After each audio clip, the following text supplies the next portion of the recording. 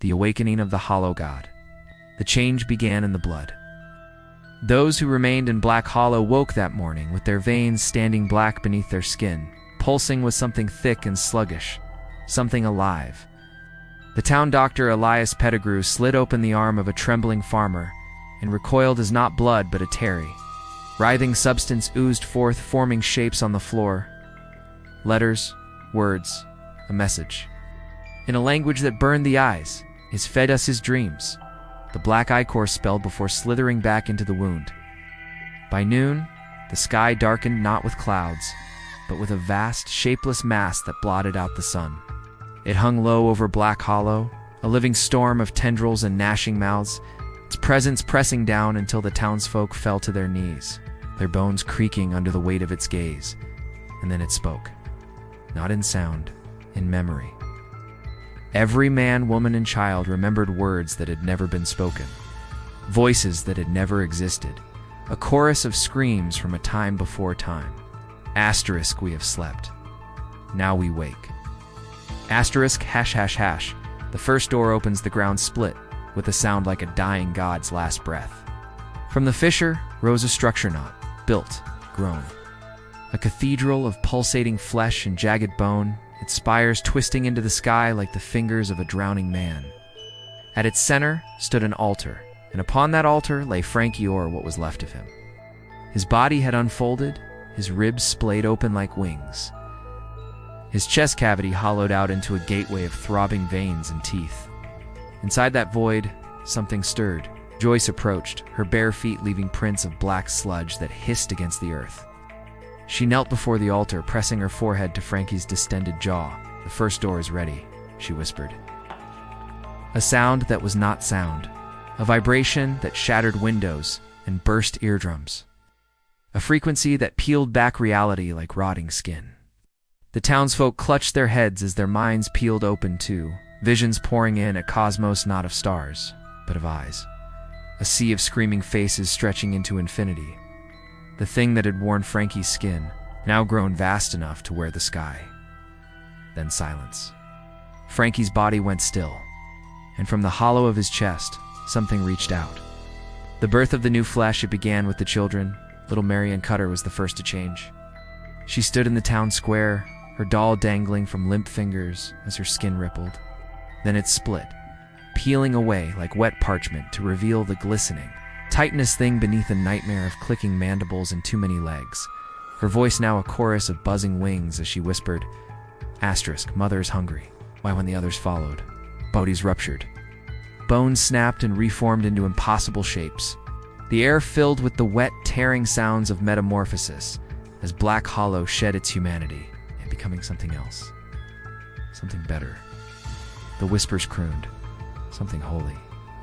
The church bell tolled on its own, each ring a pulse that sent ripples through the flesh-covered ground. The houses breathed, their walls swelling and contracting, their windows blinking like drowsy eyes.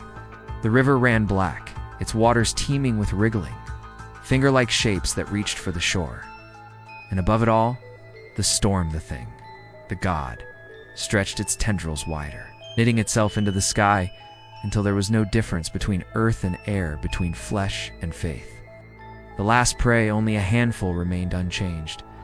Trapped in the cellar of the saloon, 5 survivors huddled together: the mayor, the blacksmith, the school teacher, and 2 children who had hidden beneath the floorboards as their parents changed outside.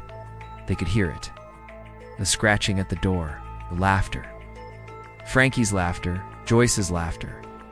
The laughter of things that had never been human.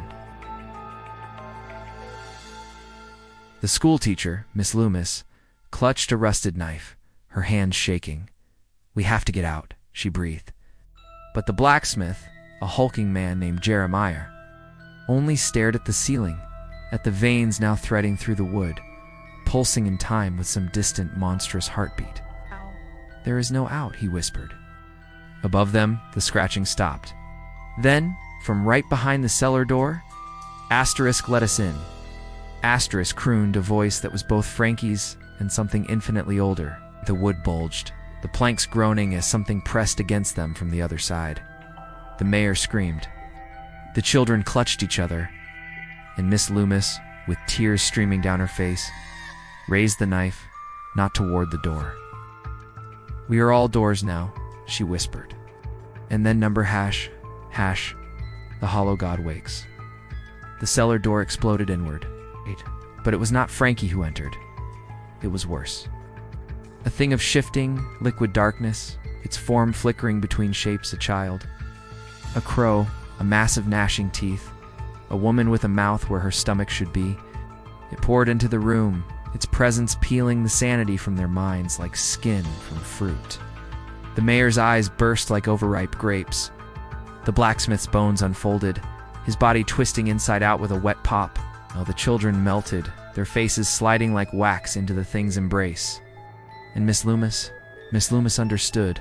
The knife fell from her fingers as the truth unfolded in her mind.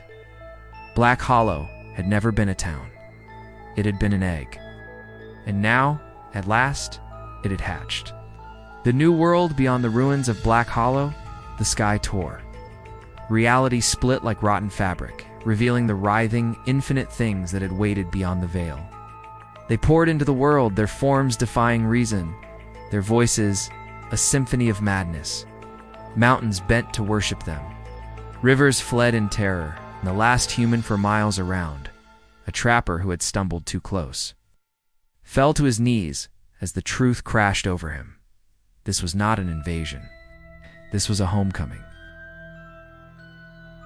Frankie's voice, now vast as the void itself, whispered in every living thing's ear.